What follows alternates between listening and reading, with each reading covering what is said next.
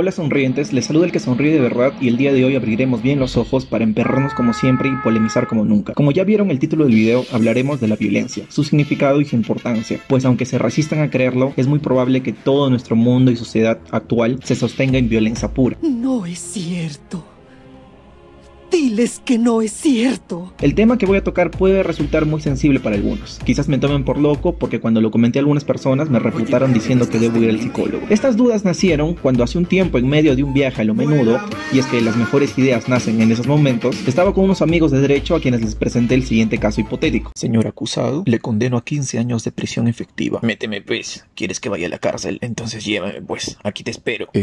Ya pues señor, obedezca, no sea así. Le ofrezco unos cuates y un seafruit. Ya está bueno, perro. Iré a mi casa a alistar mi maleta y mañana tempranito tomo un Uber y me cierro solito. Muchas gracias, señor, por su apoyo y comprensión. Si no se escuchó claramente, el diálogo del caso se resume. ¿Qué pasaría si un sentenciado no desea ir a prisión? ¿Acaso va a ir por voluntad propia? Me dijeron que aunque el reo pueda apelar en última instancia no importa, porque la condena le hace efectiva el INPE. No depende de los deseos del condenado. Yo seguí de preguntón y les dije, ¿qué pasaría si no existieran esas autoridades que obligan al condenado a ir a la cárcel? ¿O qué tal si el Estado estuviese prohibido de ejercer violencia? O por último, ¿qué tal si esas fuerzas del orden se negarían a obedecer al poder judicial? Un poco confundidos me respondieron que... ¿Qué está pasando aquí?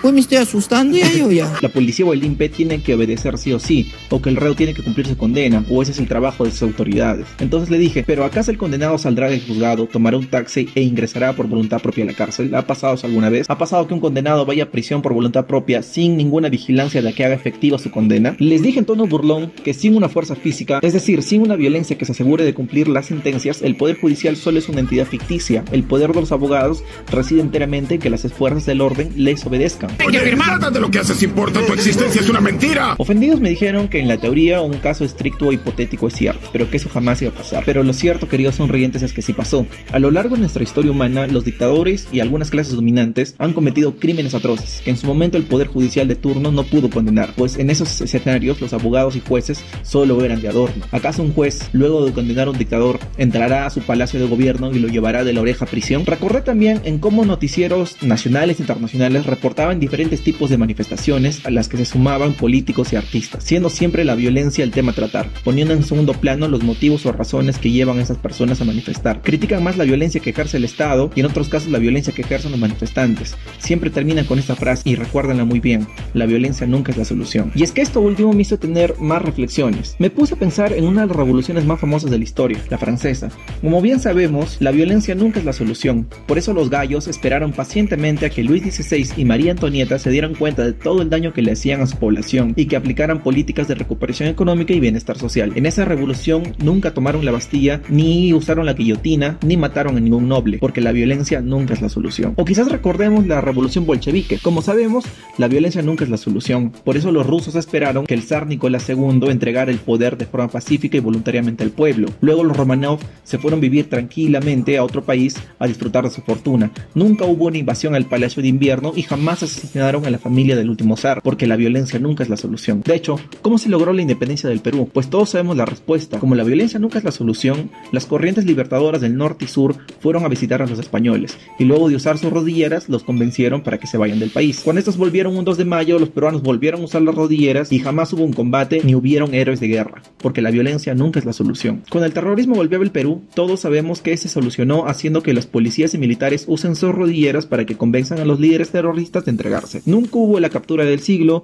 ni combates. Los campesinos jamás lucharon porque la violencia no soluciona nada. De hecho, en las manifestaciones que hubieron en la última década en Chile, Perú, Colombia y Venezuela, la policía detuvo a los manifestantes entregando flores y haciendo masajes. Nunca hubo enfrentamientos, tampoco hubo represión, no hubieron muertos ni desaparecidos porque la violencia nunca soluciona nada. O quizás a un nivel micro, cuando quieres subirte a un tren y no tienes para tu pasaje, con total normalidad puedes entrar, debido a que los policías agentes de seguridad no te van a detener. O cuando quieres comprar ropa nueva, pues simplemente vas a cualquier tienda y la coges, pues el dueño nunca va a llamar a la policía, porque la violencia nunca es la solución. Debido a que la violencia nunca soluciona nada, muchos países en el mundo no desarrollan tecnologías de armamento, genocidios, repito, no hay genocidios. Y repito, los descendientes de Jacob, las pobres víctimas del holocausto, no invadieron territorio palestino ni diezman a la población. De hecho, las pobres víctimas se han dedicado a mantener la paz año tras año. Teniendo claras estas reflexiones, pasemos a discutir su significado. Pues en mi carrera de la psicología nunca hay consensos, así que el significado que le dan a la violencia es muy variado. Algunos lo plantean definirían como un fenómeno social que consiste básicamente en acciones agresivas de una o más personas hacia otras. En el área clínica lo definen como el uso intencional de la fuerza como hecho o amenaza que pueda causar daño físico o psicológico. Desde el lado conductista, que es mi favorito, lo define como el uso de la fuerza con intención y propósito hacia alguien o algo, pudiendo manifestarse de forma física, verbal o no verbal por la amenaza, intimidación o persecución. Les dejaré links de algunos artículos a los interesados. Es importante entonces desde la psicología hacer una definición clara de la violencia. Primero, debemos separar los conceptos de agresividad y violencia, pues la agresividad es más una reacción fisiológica asociada a la emoción de la ira, algo similar a llorar cuando te sientes triste o sonreír cuando estás feliz. En cambio, la violencia es una conducta intencional que es aprendida. No es necesario que sientas ira para ejercer violencia, sino es parte de un plan para conseguir un objetivo. No es lo mismo una persona agresiva que una persona violenta. Muchos de los errores de la psicología en el tratamiento de la violencia surgen porque no hacen esta distinción. Por ejemplo, cuando una persona golpea a otra porque recibió un insulto o por algún otro estímulo irritante, es agresividad. Pero cuando una persona obliga a otra a obedecer determinada orden mediante el uso de la fuerza o amenaza, es violencia. Pues en esencia, la violencia surge cuando las personas se ven incapaces de conseguir una meta mediante el uso de la razón o el convencimiento. Es en este punto donde cajan las reflexiones del inicio. Una persona, grupo u organización, al verse incapaces de razonar y llegar a un consenso con la parte contraria, la opción que les queda es el uso de la violencia para la imposición de una idea o alguna orden. Un juez no convence a un condenado de su sentencia, sino le impone, para lo cual necesita de determinadas fuerzas del orden le ayuden en el ejercicio de la violencia. Un gobierno que quiere implementar un sistema de tributario que su población no acepta, pues busca la forma de imponerlo mediante el uso de la policía o militar. Quisiera hacer público mi apoyo entusiasta a la candidatura de Iván Duque.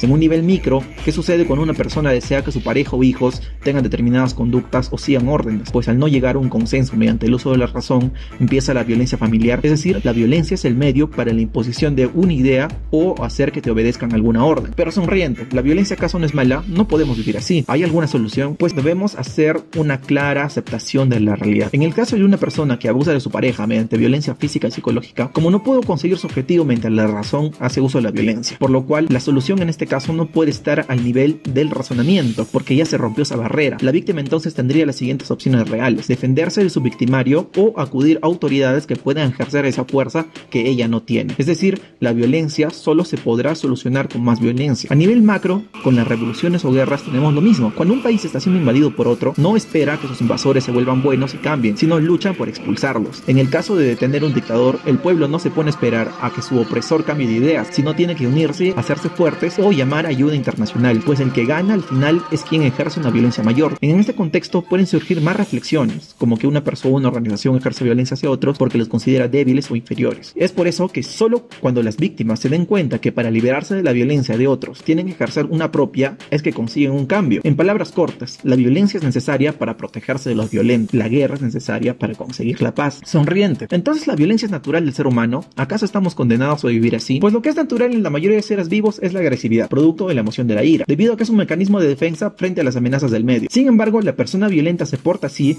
debido a que aprendió que puede usar la violencia para imponer sus ideas u obligar a que sigan sus órdenes. Aprendió que no es necesario llegar a un entendimiento o consenso con los que piensan distinto. Por eso mismo, también debemos ser capaces de aprender que la empatía, la solidaridad y el amor son las vías para llegar a consensos cuando dos personas o grupos piensan diferente. El otro camino para acabar con la violencia sería el científico. Si la objetividad dominara nuestros sentimientos, pensamientos y acciones, nos basaríamos en resultados científicos o técnicos. En palabras simples, no será necesario obligar a nadie porque los hechos científicos se aceptan como son. Ahora, hablemos del nivel gubernamental. Atención a esta última reflexión para el próximo video. Los gobiernos u organizaciones que engloban el poder son claramente conscientes de la dinámica de la violencia. Por esta razón, siempre lanzan publicidad rechazándola. Si tomarían en serio sus propias palabras, entonces los trabajadores estatales en general, incluyo los del poder ejecutivo, legislativo y judicial, deberían renunciar al apoyo militar y policial. Pues, ¿qué pasaría si le quitamos el resguardo policial a un congreso o jueces corruptos? ¿Seguiría habiendo corrupción? Esta es una reflexión que vi en una película que se las voy a mostrar porque es muy interesante. En Brasil es muy difícil atrapar a las autoridades. Sí, párate, voy a ponerlos en su lugar. Y ni se diga un político. Estaciónenlo a la derecha. Imaginen las porquerías que se descubrirían si el BOPE se ocupara de los diputados corruptos como lo hacen con los narcotraficantes. Baje el arma, oficial. ¿Quién es el encargado de esta operación? ¡Soy yo! ¡Espera! ¿Qué es esto? ¿Qué es esto? Escucha. Escucha. ¡Mírame! Sí.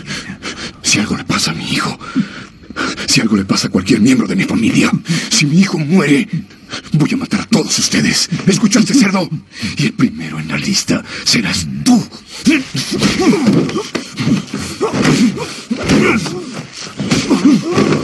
Volviendo al hilo, la violencia es lo que actualmente y desde miles de años atrás mantiene el orden de cualquier gobierno. Hagamos otra reflexión. ¿Qué sucede cuando tienes deudas con el Estado? Pues lo que hacen es hacerte un embargo directamente a tus cuentas sin previo aviso. Digo sin aviso, pues su forma de hacerlo es como susurrar un sordo. Esto es básicamente violencia, porque la situación ideal es que el pago lo hagas de forma voluntaria. ¿Qué sucede cuando eres lo suficientemente importante como para que el Estado no pueda hacerte este embargo? Sí, estoy hablando de muchos empresarios peruanos y internacionales. En esta situación, al no poder ejercer violencia, simplemente la deuda no se paga, hasta se perdona. En todas las situaciones donde el Estado está incapacitado de ejercer violencia, el orden social y el Estado de Derecho se pierden. Básicamente, un gobierno que no puede ejercer violencia es un gobierno que no puede hacer nada, y solo se podrá decir que vivimos en un mundo sin violencia cuando esta no se castigue o condene, porque simplemente nadie lo usaría. Para hacer unos comentarios finales, actualmente en Perú se está viviendo una gran crisis política por la coyuntura electoral, debido a que los sectores que tienen el control o influencia sobre la policía, fuerzas armadas, entidades gubernamentales, poder económico, medios de comunicación, no aceptan el resultado de las elecciones presidenciales, por lo cual están haciendo uso de varias artimañas para alargar la proclamación, además de llamar a golpe de Estado. Básicamente, como no lograron su objetivo mediante la razón, buscan imponer sus ideas. Eso es violencia. Yo les dije que estábamos a puertas de un gobierno fascista. ¿Es que acaso no se dan cuenta que cada vez avanzamos a un fascismo camuflado? Grande, no. Escucha, la verdad que a mí me encanta cuando Montesinos canta como pajarito, pues todas estas cosas. A mí me da mucha risa cuando la gente dice, queremos igualdad. ¿Por qué, ¿Tú quieres ser igual a mí? ¿Para qué? ¿Por qué queremos ser iguales? Muchas gracias. La gente pobre va a ser más pobre y se va a morir con Castillo. Pero por el otro lado tenemos a una población que también concentra un gran poder económico y violento. Recordemos que fueron los campesinos los que finalmente acabaron con el terrorismo. Básicamente, si el primer grupo logra su imposición de ideas, se desatará una guerra civil, en la que probablemente salga ganando el segundo grupo, debido a que les bastaría simplemente con cerrar las carreteras y en menos de 3 meses, Lima, la capital, se moriría de hambre. Si tienen miedo por el futuro del país, pero no te quieres ir del Perú, entonces yo recomiendo que se muden en cuanto puedan a la selva o a regiones agrícolas, debido a que incluso si se produce una gran crisis económica, estas zonas no se verán afectadas significativamente, incluso algunas podrían desarrollarse. Si alguno de ustedes tiene comentarios o reflexiones que deseen compartir, pues déjenlo en los comentarios. Me gusta mucho que compartan sus ideas y discutan. Lo importante es generar crítica, así que no olviden investigar, debatir y jamás olviden sonreír. Nos vemos pronto.